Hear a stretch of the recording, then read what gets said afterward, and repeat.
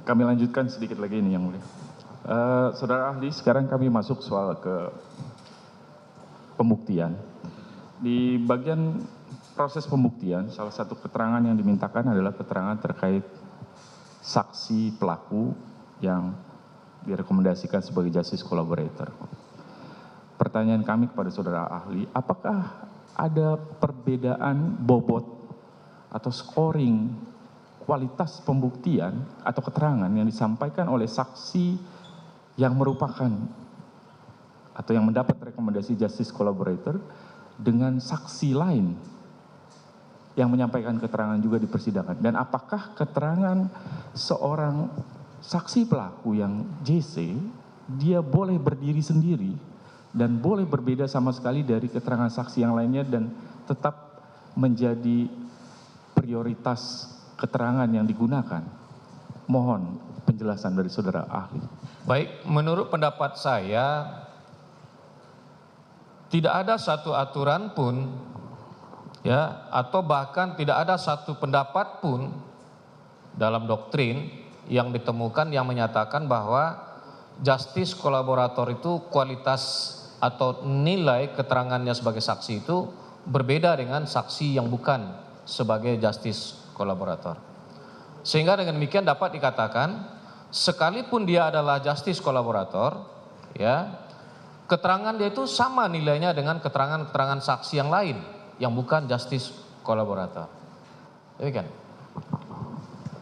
Baik. Jadi yang diuji soal bahwa sebuah informasi itu layak dipertimbangkan sebagai bukti, apakah dari siapa yang menyampaikan atau kesesuaian antara keterangan yang satu dengan keterangan yang lain, antara kesaksian yang satu dengan alat bukti yang lain? Bagaimana menurut saudara ahli? Kalau soal kesesuaian antara satu fakta dengan fakta yang lain, antara satu keterangan dengan keterangan yang lain, ini nanti kan akan menjadi apa yang dalam alat bukti kita kenal dengan nama petunjuk. Itu akan digunakan oleh hakim sebagai sarana untuk menimbulkan keyakinannya dalam alat bukti yang disebut sebagai petunjuk. Baik. Di dalam pembuktian, kalau ini kita bicara soal 340, 338, saudara ahli, apakah pembuktian untuk semua unsur itu harus dibuktikan, kalau dua bukti yang cukup, dua alat bukti cukup digunakan untuk membuktikan seluruh unsur, atau masing-masing uraian unsur elemen dalam delik harus dibuktikan dengan masing-masing dua alat bukti minimal? Ya.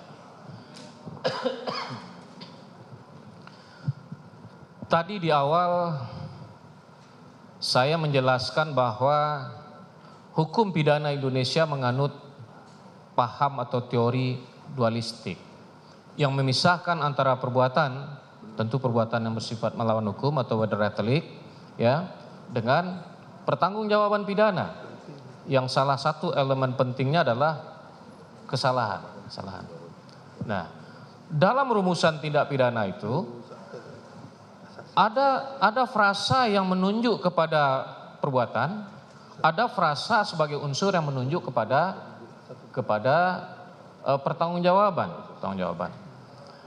Nah, dikaitkan dengan sistem atau sistem minimum alat bukti, maka tentu konsekuensinya adalah semua unsur yang ada dalam pasal itu harus didukung oleh minimal dua alat bukti.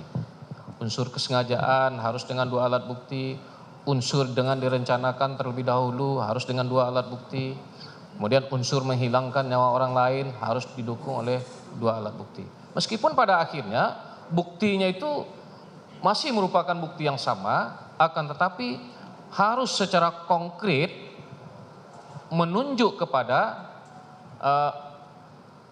unsur dari delik yang akan dibuktikan itu. Jadi intinya masing-masing unsur yang ada dalam delik itu harus didukung oleh minimal dua alat bukti. Ini bagian terakhir dari saya, saudara ahli.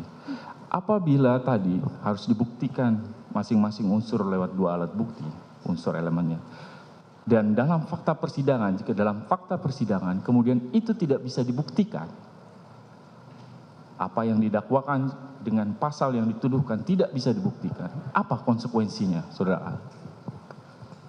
Kalau